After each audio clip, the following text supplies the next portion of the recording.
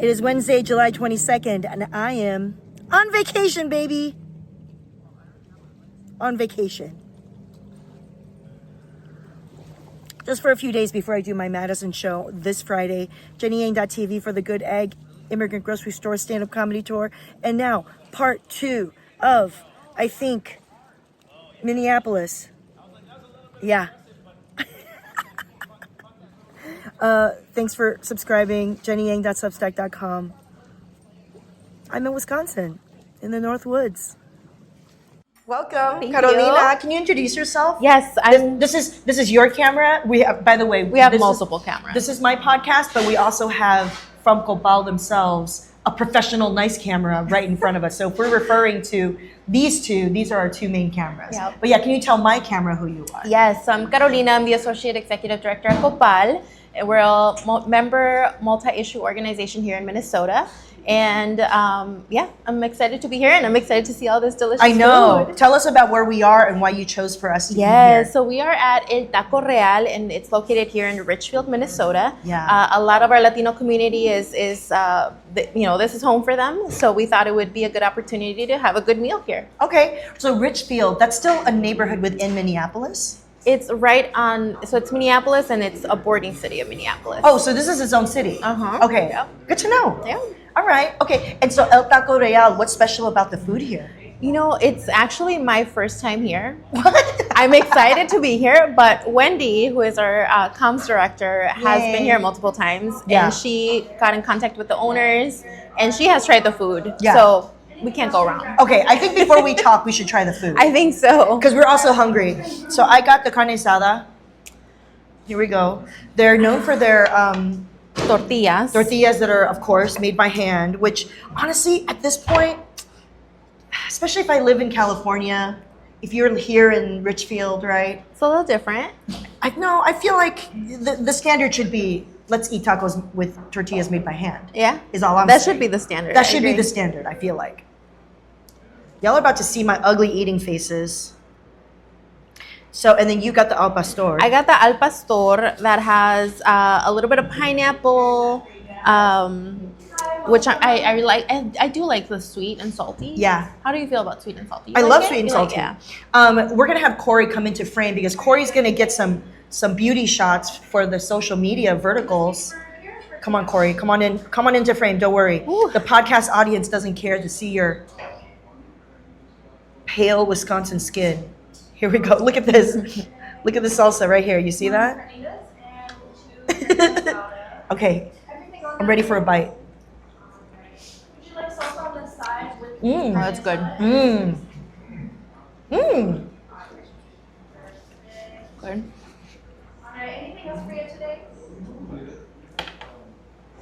Very, very, very fresh. Tender, delicious. I do feel like this is like slightly Midwest style. You're right. Don't But you it's think? delicious, yeah.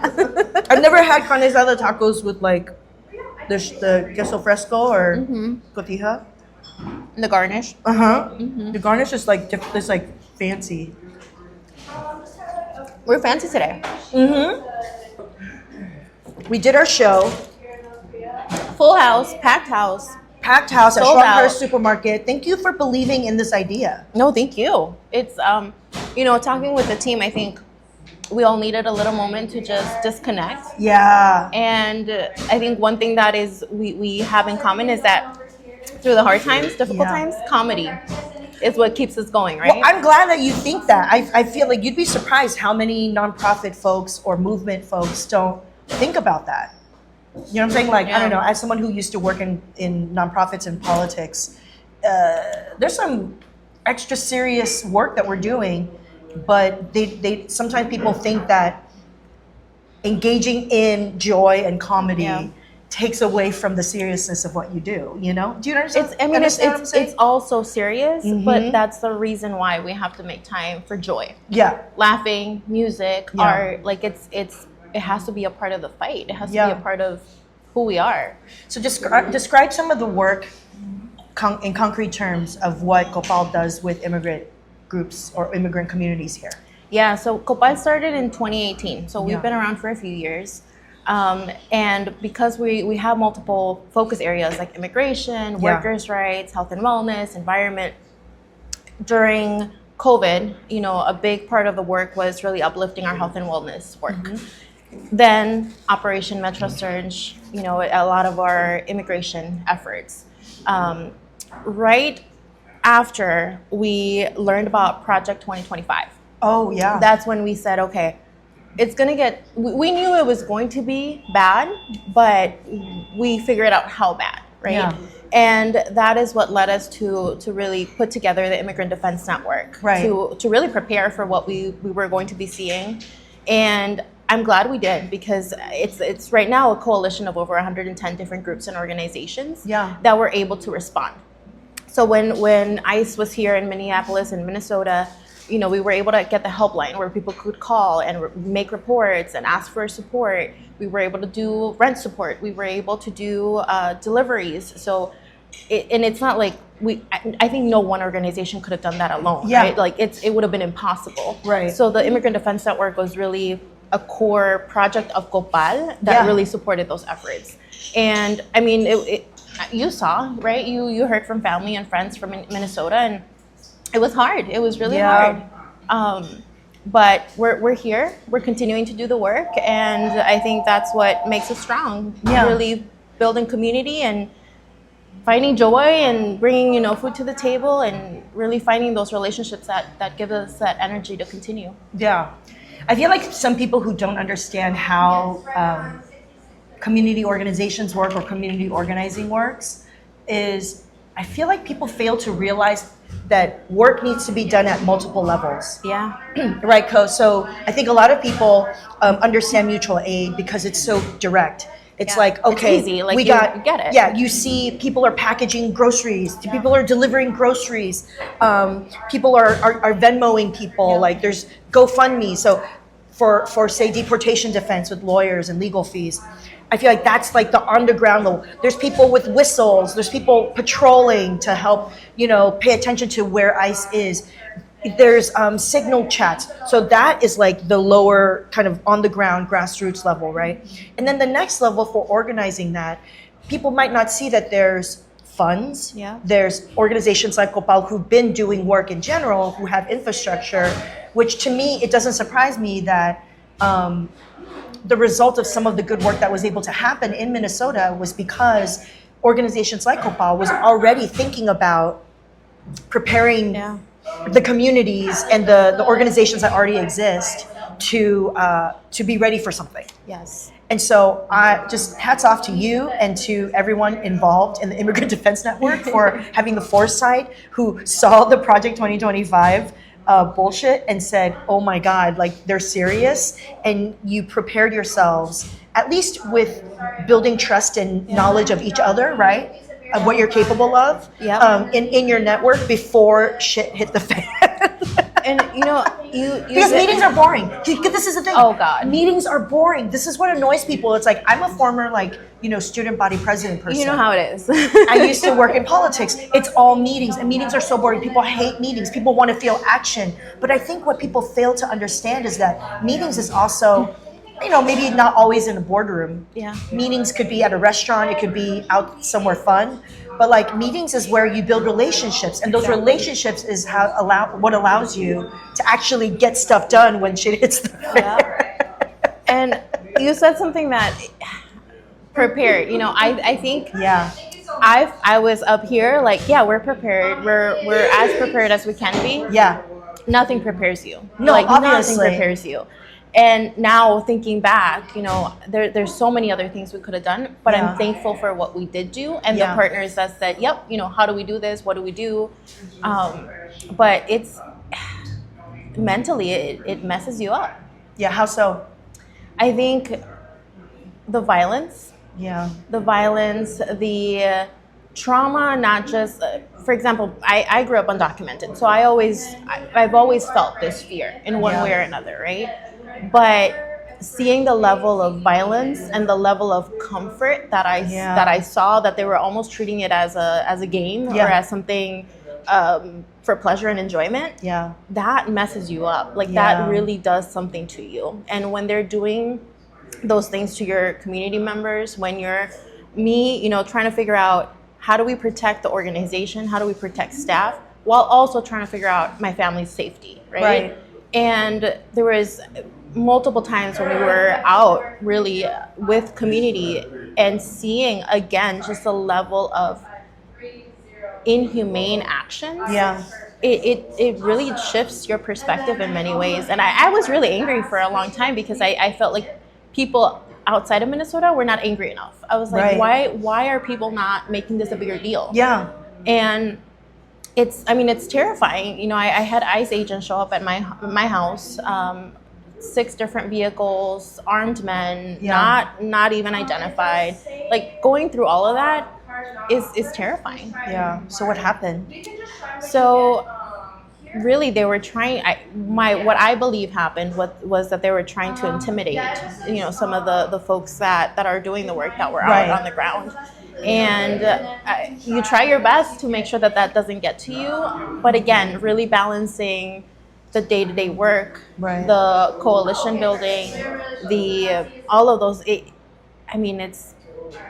really is challenging. Yeah. And I'm still here. So Yeah. we're here. I'm so glad.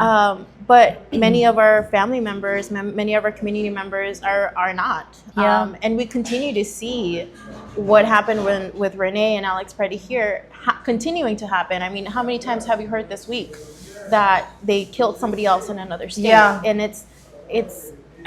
it's a lot of frustration and it's a lot of anger, but how do we utilize that to continue really with the efforts and with the community building? Honestly, I think I was so overwhelmed with making sure I did a good show. I had all these other ideas for like talking about acknowledging Minneapolis in a different way at the show, and I'm bummed out that I forgot to do that.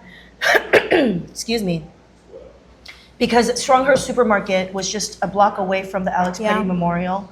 Earlier this week, we've also just had Lorenzo Araujo, Salgado Araujo, get gunned down in Houston.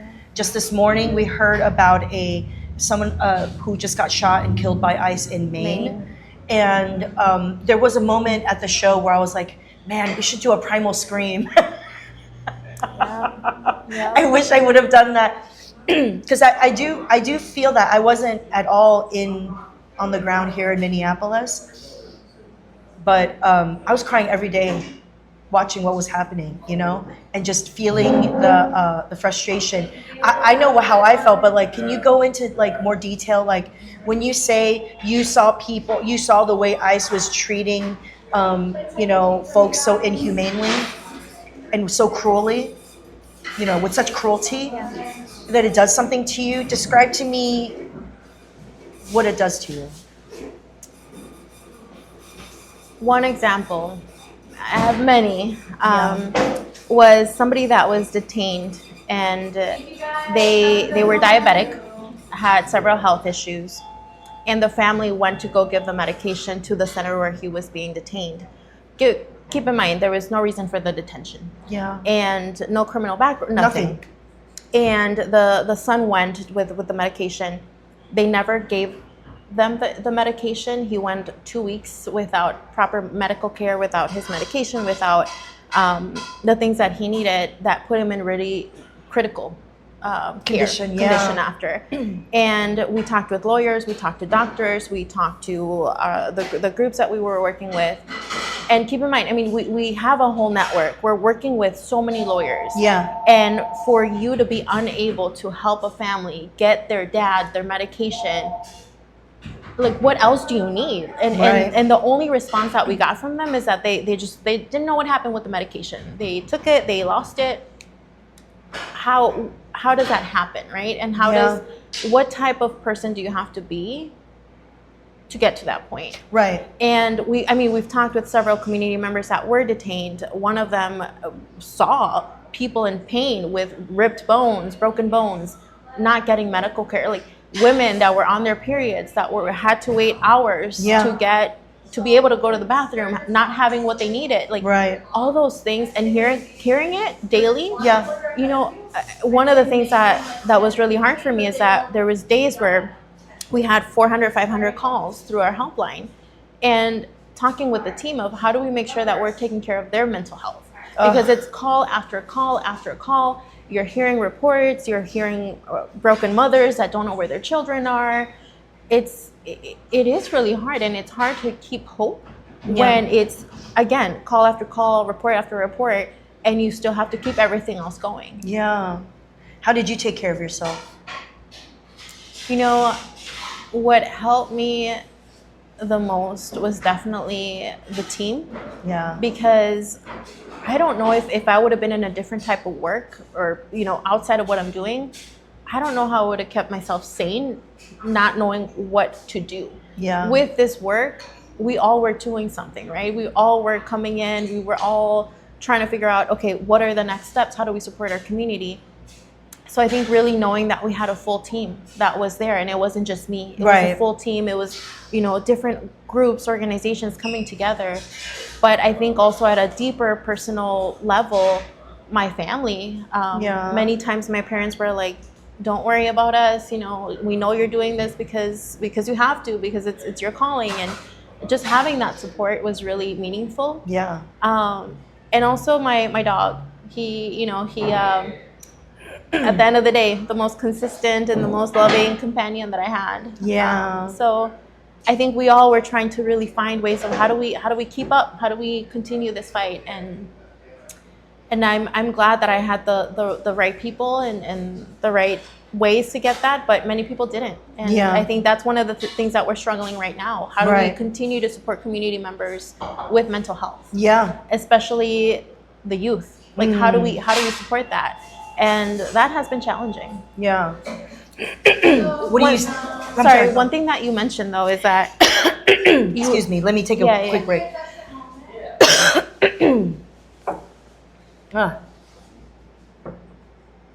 There we go. What were you saying? One thing that you mentioned about being far and not being able to, like, feeling like it was hard to know what to do. Yeah. One of the things that was really supportive for us was having YouTubers, comedians, like different people that had a heavy following reach out to us. Really? And come and document and uplift what was happening, because we felt like the media was not doing enough to really uplift the reality. And that was really reassuring to us, and it just felt like we were getting a lot of support. Yeah. So can I ask you, like, what really allowed you to be here and to be supporting the way that you have been supported? Oh gosh, that's a long answer to answer that. I have a lot of chicken wings to eat, so I think the short version of it is, I would say, I'm an immigrant, and I came to this country when I was 5. My mom was a garment worker. She had a very unequal relationship with my father. When I got to college, I was a big student government nerd because I was like a good student, and I just, was like frustrated with life at home. And so I felt like if I could just do good out in the American English language public life, that made me feel empowered, right? And so that's why I really got into student government. But it wasn't until college that I really had an awakening about, okay, all these things that I find that are unjust in the world, now I have language for it. Yeah. So I was a very active student on campus, organizing with other students. And so it was very natural for me to just think, okay, I'm going to major in political science and policy, and I'm going to go into, I want to save the world or whatever, right? So in some form, helping with immigrant communities, that was going to be what I was doing. And so that's why I went to grad school in urban planning. I learned Spanish. My goal was to be able to read the news, read the Spanish newspaper, and I did that. And I worked for a labor union for a while, and that burnt me out.